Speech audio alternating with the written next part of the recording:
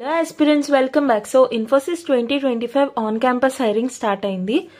Role వచ్చి systems engineer and packages 3.6 LPA. Time duration cut off ఏంటంటే section wise ఉంటుంది ఈ సెక్షన్కి.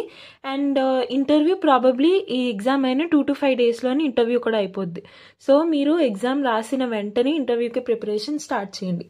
అండ్ మోస్ట్ ప్రాబబ్లీ ఇది ఆన్ క్యాంపస్ కాబట్టి మీకు ఈరోజు ఎగ్జామ్ అయిందనుకో, మోస్ట్ ప్రాబబ్లీ రేపే రిజల్ట్స్ వచ్చే ఛాన్స్ ఉంటుంది.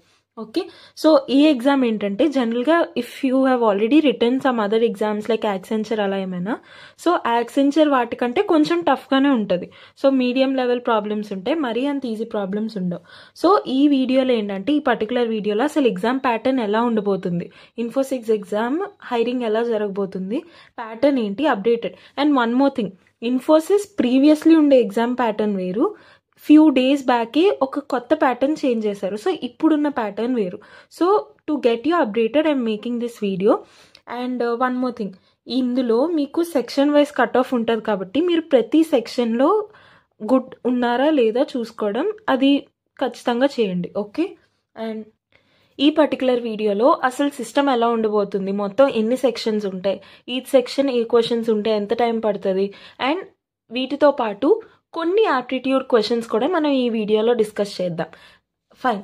So being a tutor on YouTube ఈ విషయం నేను చెప్పకూడదు, but being a college final year student I want to tell you this. But ఈ ఎగ్జామ్ జనరల్గా 3 లెవెల్స్ ఉంటుంది. ఒకటి ఆన్లైన్ టెస్ట్ అవుతుంది ఫస్ట్, తర్వాత ఏమో టెక్నికల్ రౌండ్ ఉంటుంది, తర్వాత హెచ్ఆర్ రౌండ్ ఉంటుంది, ఇంటర్వ్యూ రౌండ్ ఉంటుంది. ఓకే, సో చాలా మంది ఆన్లైన్ రౌండ్లో ఏం చేస్తారంటే చాట్ జీపీటీ, జెమినై అలాంటి ఏఐస్ యూస్ చేస్తారు. Please let's be honest. Okay, so అలాంటివి యూజ్ చేయడం వల్ల జనరలీ మీకు ఆన్సర్స్ రావచ్చు, కానీ మోస్ట్లీ మిస్టేక్స్ అయ్యే ఛాన్సెస్ చాలా ఎక్కువ ఉంటాయి. మనం మాన్యువల్గా సాల్వ్ చేసి ఆన్సర్ పెట్టేదానికి జెమినై లేదంటే ఏఐ అలాంటివి ఏదైనా యూజ్ చేయడానికి ఆన్సర్స్ చాలా డిఫరెన్స్ ఉంటుంది. సో అందుకు వై మిస్ ద ఛాన్స్, అదేదో కొంచెం ప్రాక్టీస్ చేస్తే మనకు కొంచెం హెల్ప్ అవ్వచ్చు. Okay, so first exam pattern తెలుసుకుందాం. We'll try by your own, because time కూడా అంత కష్టంగా లేదు, కొంచెం వాళ్ళు టైం ఇచ్చారు మనకి. లైక్ ఈచ్ సెక్షన్లో కొంచెం టైం అలాట్మెంట్ ఎక్కువే ఉంది. ఓకే, ఈచ్ సెక్షన్ వైజ్ చూద్దాం. ఫైన్. సో ఇవి వచ్చి రీసెంట్ అప్డేటెడ్ సెక్షన్ అనమాట. ఏమనంటే రీజనింగ్ ఎబిలిటీ ఉంటుంది, which is completely reasoning. 15 questions ఉంటాయి, 25 minutes. We have 10 minutes extra. So please don't try any AI tools, అలాంటివి చాలా టైం వేస్ట్ చేస్తాయి, పైగా మనకి రాంగ్ ఆన్సర్స్ వస్తాయి. Okay, try by your own. Medium level ప్రాబ్లమ్సే కాబట్టి మీరు కొంచెం ప్రాక్టీస్ చేస్తే సరిపోద్ది. Second is technical ability test, which is simply aptitude అవన్నీ ఉంటాయి. You have 35 minutes for that. And verbal ability, pseudo code test. Pseudo codes ఏంటంటే DBMS, C++, జావా అలాంటివన్నీ మీద అడగచ్చు. ఓకే, అది కూడా మీడియం లెవెల్ ఉంటుంది, అంత ఈజీ ఉండదు. న్యూమరికల్ పజిల్ టెస్ట్ ఏంటంటే నంబర్స్తో పజిల్స్ ఉంటాయి. లైక్ ఫర్ ఎగ్జాంపుల్ సుడోకో ఉండి ఇలా ఇలా ఇలా ఉంది, ఈ 9 ప్లేసెస్లో 8 నెంబర్స్ ఇచ్చి 9th పొజిషన్ నెంబర్ చెప్పండి అకార్డింగ్ టు ద ప్యాటర్న్, అలా ఏమైనా they can give you puzzles numerically. Okay, so ఇవన్నీ ఓల్డ్ టెస్ట్ ప్యాటర్న్లో సేమ్ ఇలానే ఉన్నాయి. టైం కన్స్ట్రెంట్స్ ఒకసారి చూసుకోండి, ఎన్ని క్వశ్చన్స్ ఉంటాయి, ఎన్ని మార్క్స్కి అండ్ ఎంత టైంకి. ఇది స్క్రీన్ షాట్ తీసి ఈచ్ సెక్షన్ మీరు ఫినిష్ చేశారో లేదో డైలీ చెక్ చేసుకోండి. ఓకేనా, అండ్ ప్రతి సెక్షన్ ఖచ్చితంగా ప్రిపేర్ అవ్వండి. Okay, because sectional cut off ఉంది as already mentioned. Yeah, so English grammar test and English writing test ఈ రెండు కొత్తవి అనమాట, ఈ రెండు కొత్త segments. Okay, so English grammar టెస్ట్లో they'll test your grammar, which is 5 questions వచ్చి 10 marksకి. అండ్ ఇంగ్లీష్ రైటింగ్ టెస్ట్ మీకు ఒక టాపిక్ ఇచ్చి ఒక టాపిక్ మీద రాయమని చెప్తారు మ్యాటర్. ఓకే, అది ఒక క్వశ్చన్ మాత్రమే ఇస్తారు. This is all about the pattern. So ఈ వీడియోలో అసలు ప్యాటర్న్ ఎలా వచ్చిందో చూసాం కదా, కొన్ని యాప్టిట్యూడ్ ప్రాబ్లమ్స్ని చూద్దాం. Okay, fine. సో దట్ మీకు అసలు లెవెల్ ఏ లెవెల్లో వస్తుంది అంటే డిఫికల్టీ లెవెల్ ఉంటుంది. ఓకే, బట్ ఎంత డిఫికల్టీగా వస్తుందో మీకు ఒక ఐడియా రావాలి కదా, అందుకని ఈ వీడియోలో కొన్ని ప్రాబ్లమ్స్ చూద్దాం. And if you are liking this, please do let me know in the comment section, so that definitely ఇంకా ఎక్కువ ప్రీవియస్ ఇయర్ క్వశ్చన్స్తో will be making more videos on it. And pseudo codes మీద కూడా మీకు video కావాలి అంటే I'll definitely be making that. Let me know in the comment section. Okay, fine. So in a certain code, reasoning is coded as 111 and the code for aptitude is. So first మనకి ఏ ఆల్ఫాబెట్కి ఎంత weightage ఉంటుందో కనుక్కుందాం. This trick of finding the value of that alphabet I've learned from Pratik sir. So EGOTY, thanks for him.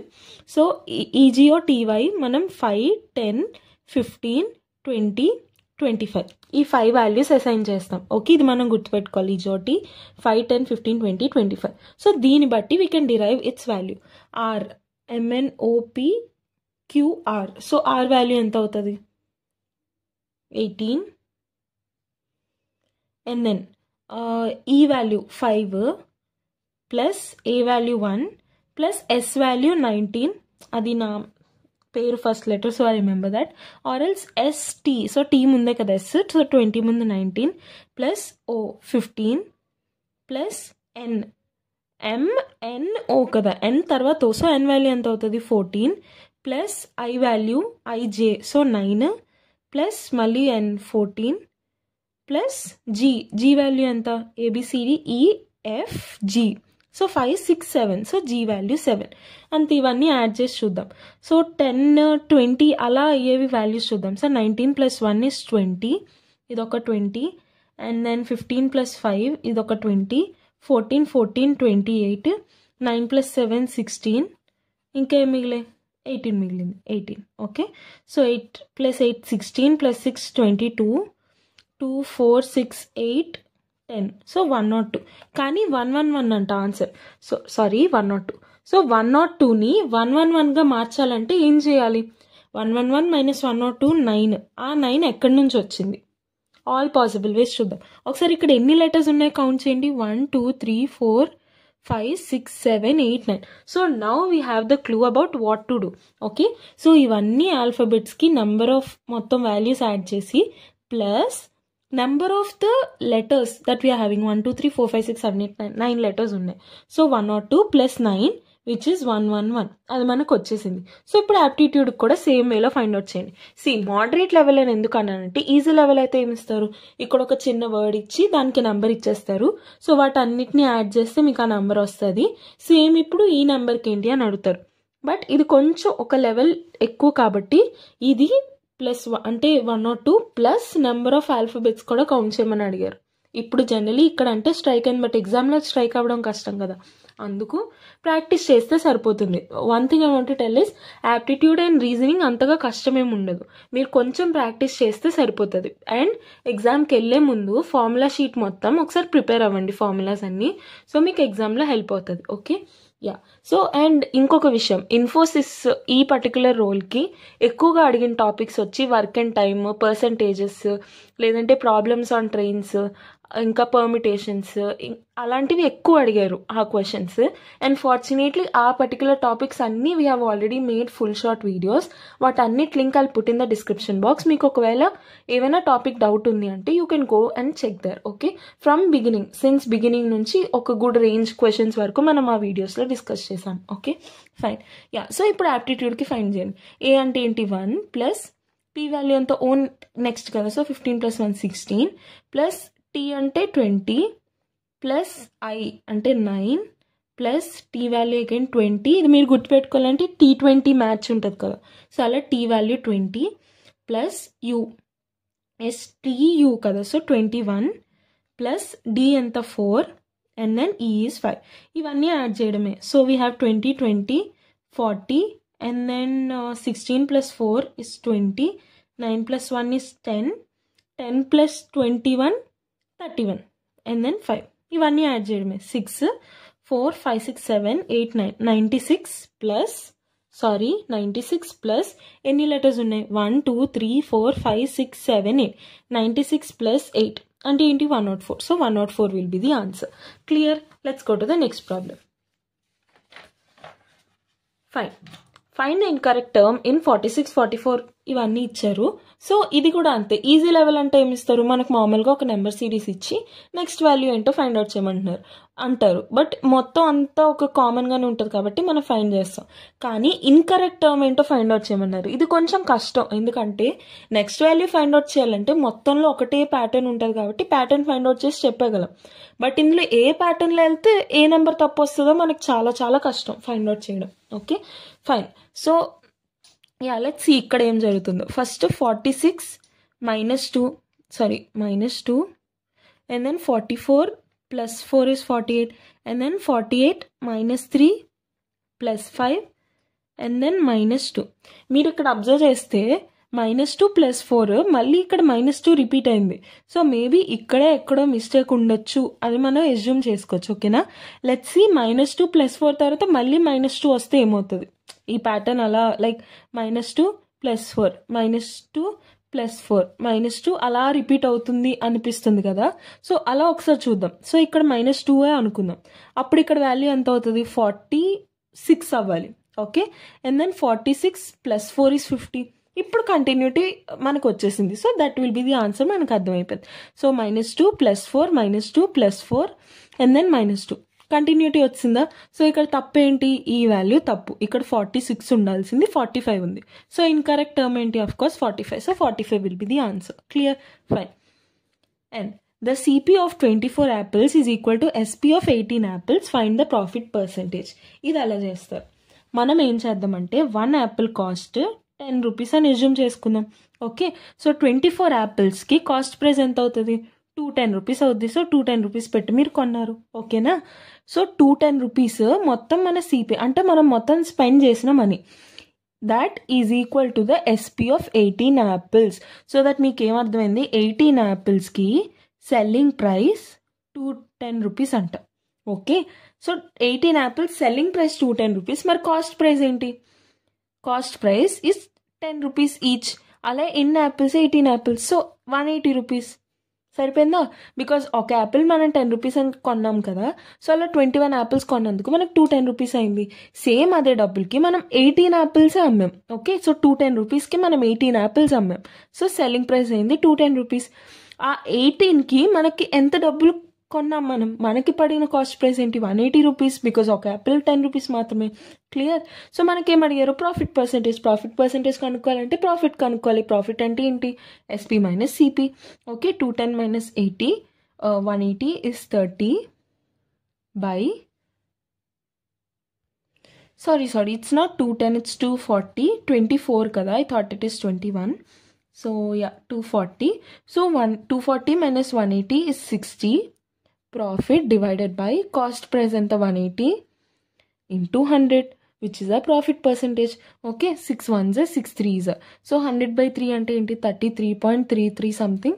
So 33.33% will be the answer. Clear? Let's go to the next problem. And one more thing, మీకు ఈ ప్రాబ్లమ్స్లో ఏదైనా ప్రాబ్లంలో doubt ఉంది అంటే please feel free to ask it in the comment section. We will definitely make. And Infosys అనే కాదు, మీరు ఏదైనా వేరే కంపెనీకి అప్లై చేస్తున్నా సరే please let us know in the comment section. That also I'll be making videos soon. Okay, fine.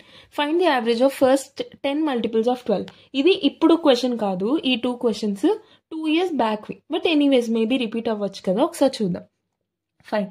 Average of first 10 multiples. So 12, 24, 36, 48 ఇవన్నీ values వేసుకోవాలి కదా.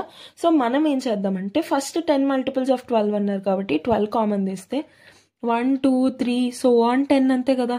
వాటికి యావరేజ్ ఫైండ్ అవుట్ చేయమన్నారు. ఓకే, సో ఈ నెంబర్స్కి యావరేజ్ ఎంత? 10 + 1 విచ్ ఇస్ 11 by 2 అంటే 5.5. 5.5 will be the middle term కదా. So middle term of course average అవుద్ది ఫర్ కాన్సిక్యూటివ్ నెంబర్స్. 1 to 10 అన్ని కాన్సిక్యూటివ్ నెంబర్స్ కదా. సో వాటిలో మిడిల్ టర్మే యావరేజ్ అవుతుంది. ఓకే, అంటే నేను చెప్తుంది 1 2 3 4 5 ఉందనుకో, ఇందులో యావరేజ్ ఏంటి? అఫ్ కోర్స్ 3 కదా. సో అలా కాన్సిక్యూటివ్ నెంబర్స్ ఏమైనా ఉన్నప్పుడు మధ్యలో నెంబరే యావరేజ్ అవుద్ది. మధ్యలో నెంబర్ మనం ఎలా ఫైండ్ అవుట్ చేస్తాం? Last number plus first number by 2. So అందుకు 5 + 1 by 2 అంటే 6/2 అంటే 3 will be the average. Same ఇక్కడ కూడా అంతే. 10 + 1 is 11 divided by 2 అంటే 5.5. So 5.5 will be the middle term.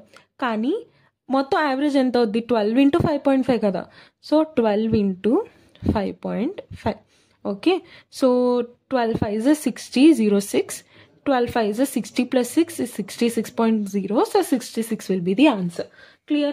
Let's go to the next problem. The average of 14 girls and their teacher's age is 15. The teacher's age is excluded, then average is reduced by 1. What is the teacher's age?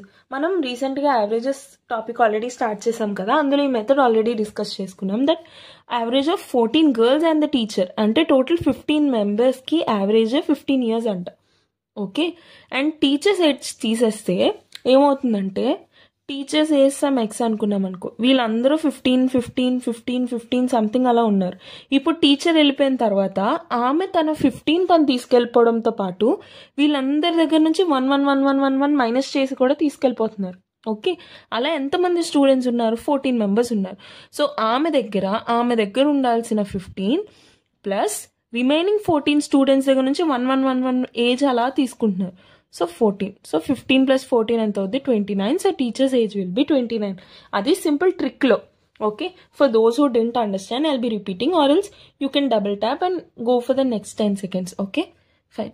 So ఇక్కడ 14 girls and the teachers age average age 15 అంట. So total 15 మెంబర్స్కి average age 15. So అందరికి 15 age ఉంది అనుకుందాం. ఇప్పుడు teacher వెళ్ళిపోయినప్పుడు average 1 reduce అయిపోతుంది. So ఇప్పుడు అందరి ఏజ్ 14 అయిపోతుంది. సో దాని అర్థం ఏంటి? ఆ టీచర్ ఎవరైతే ఉన్నారో ఆమె తన 15 ఉండేది తన దగ్గర, ప్లస్ వీళ్ళందరి దగ్గర నుంచి చెరుకు 1 ఇయర్ తీసుకెళ్ళిపోతున్నారు. అప్పుడు కదా వాళ్ళందరికీ 14 అయ్యి యావరేజ్ 14 అవుతుంది.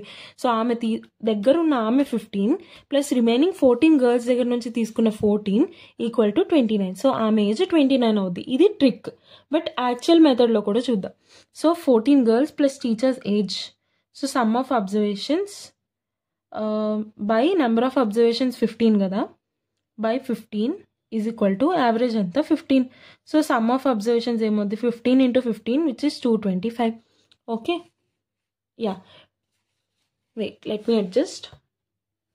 Yeah, so sum of observations 225. ఇప్పుడు 225 minus teachers age divided by, ఇప్పుడు ఎంతమంది ఉన్నారు? 14 మెంబర్సే కదా. 14 ఈజ్ ఈక్వల్ టు, ఇప్పుడు యావరేజ్ ఎంత అయింది? 14. అంతే, మీకు వచ్చింది. సో 14 × 14 అంటే 14² is 196 is equal to 225 minus T. Okay, so T ఏమవుతుంది? 225 minus 196. 15 minus 6 is 9 and then 11 minus 9 is 2. So 29. 29 is the answer. Clear? Okay, let's go to the next problem. Fine. If in a 2-digit number, the sum of the digits is 15. If 9 is added to the number, the digits are reversed. The number is. See, first for example, మన దగ్గర ఒక number 75 ఉంది అనుకుందాం. ఇది example కోసం తీసుకుందాం. So 75లో ఇది X, ఇది వై అనుకుందాం. ఓకే, సో ఇక్కడ 75ని మనం ఎలా రిప్రజెంట్ చేస్తాం? 70 + 5 కదా. That is what 75 is, because 7 is in the tens place and 5 is in the ones place. Okay, so దీన్ని మనం ఎలా రిప్రజెంట్ చేస్తాం? 10x + y. ఓకే, సో ఈ ప్లేస్ని మనం x అనుకున్నాం, 7ని ఈ ప్లేస్ని మనం y అనుకున్నాం. Just assumption. Okay, so 2-digit నెంబర్లో some of the digits is 15. So దీన్ని మనం ఎలా రిప్రజెంట్ చేస్తాం? 7 + 5 ఈక్వల్ టు అనే కదా.